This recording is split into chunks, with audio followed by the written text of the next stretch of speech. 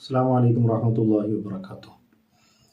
തിരക്ക് പിടിച്ച മലയാളി ജീവിതത്തിനിടയിൽ നമ്മുടെ കുട്ടികൾക്ക് സംഭവിക്കുന്ന മാറ്റങ്ങൾ വളരെ ഗൗരവത്തോടെയാണ് നമ്മൾ മനസ്സിലാക്കേണ്ടത്.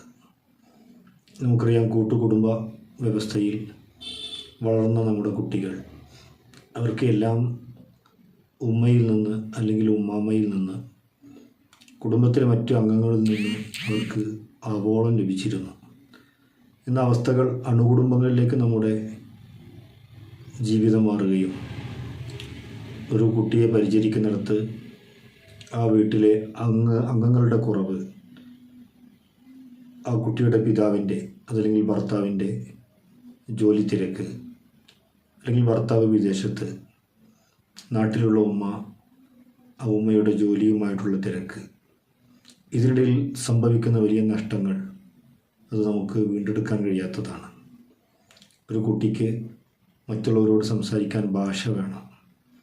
ആ ഭാഷ കുട്ടി സ്വായത്തമാക്കുന്നത് ചെറിയ ചെറിയ അക്ഷരങ്ങൾ പറഞ്ഞുകൊണ്ടാണ്, അല്ലേ?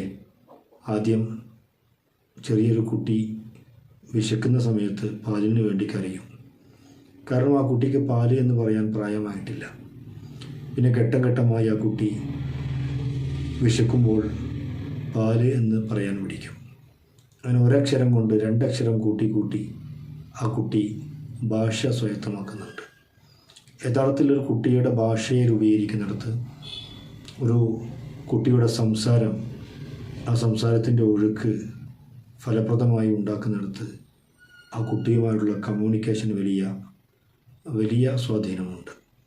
നമ്മുടെ പുതിയ കാലത്ത്, ന്യൂജൻ കാലത്ത് കുട്ടികൾക്ക് സംസാരിക്കാൻ ആരുമില്ലാതെയാവുന്നു. കുട്ടികൾ അനാഥമാകുന്നു.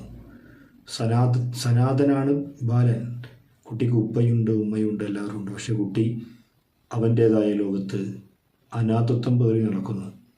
ഇവിടെ ആ കുട്ടിയുടെ അനാഥത്വം പലപ്പോഴും മറികടക്കുന്നത്, പരിഹരിക്കപ്പെടുന്നത് സെൽഫോണിലൂടെ, കുട്ടി കാണുന്ന റീൽസിലൂടെയാണ്. ഇതും മറ്റൊരു ദുരന്തമാണ്.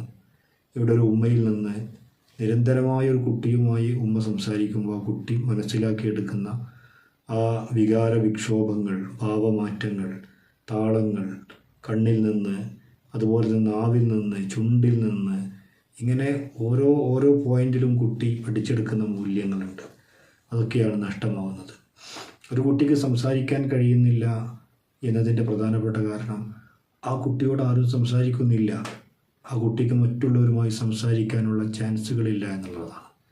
ഇവിടെ ഫോണുകളുടെ ഉപയോഗം, അമിതമായ ഉപയോഗം, എപ്പോഴും ഫോണിൽ തന്നെ നമ്മൾ ചടഞ്ഞിരിക്കുന്നത്, ശ്രദ്ധിക്കുന്നത് നമ്മുടെ കുട്ടികളിൽ വല്ലാത്ത മാറ്റങ്ങൾ ഉണ്ടാക്കുന്നു.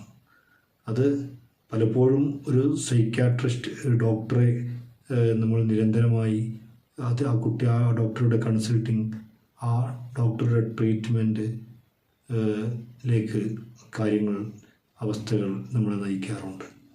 ഇവിടത്തുള്ള പരിഹാരമെന്ന് പറയുന്നത് തീർച്ചയായും കുട്ടികളോട് ധാരാളം സംസാരിക്കാൻ ഓരോ വീട്ടുകാരും സമയം കാണുക എന്നതാണ്.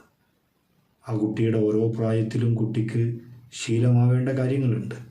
സംസാരം മാത്രമല്ല, ചിന്തയിൽ, ഭാവമാറ്റത്തിൽ, ആ കുട്ടിയുടെ മെമ്മറിയിൽ, ആ കുട്ടിയുടെ എല്ലാ അവയവങ്ങളും വർക്ക് ചെയ്യുന്നിടത്തൊക്കെ ഒരു ഉമ്മയുടെ സ്വാധീനം അത് വളരെ വലുതാണ്.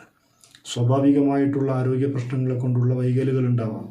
ആ വൈകലുകൾ പോലും പരിഹരിക്കപ്പെടേണ്ടത് ആ കുട്ടിയെ കൃത്യമായി നിരീക്ഷിച്ച് ആ കുട്ടികളുടെ കുറവുകൾ മാറ്റിയെടുക്കുന്നിടത്ത് രക്ഷിതാക്കളുടെ ഇടപെടലുകൾക്ക് വലിയ സാധ്യതകളുണ്ട്.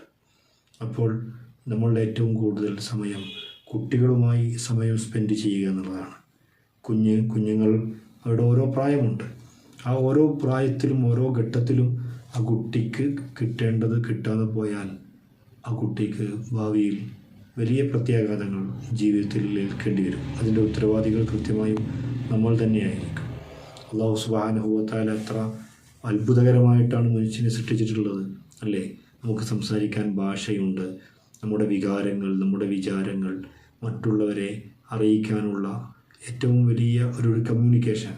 ഈ കമ്മ്യൂണിക്കേഷനാണ് ഒരു കുട്ടി സംസാരം വേണ്ട രൂപത്തിൽ കൃത്യമായി സംസാരിക്കാതെ ഇരിക്കുന്നതിലൂടെ, അല്ലെങ്കിൽ സംസാരം കുട്ടിക്ക് നഷ്ടമാവുന്നതിലൂടെ സംഭവിക്കുന്നത്.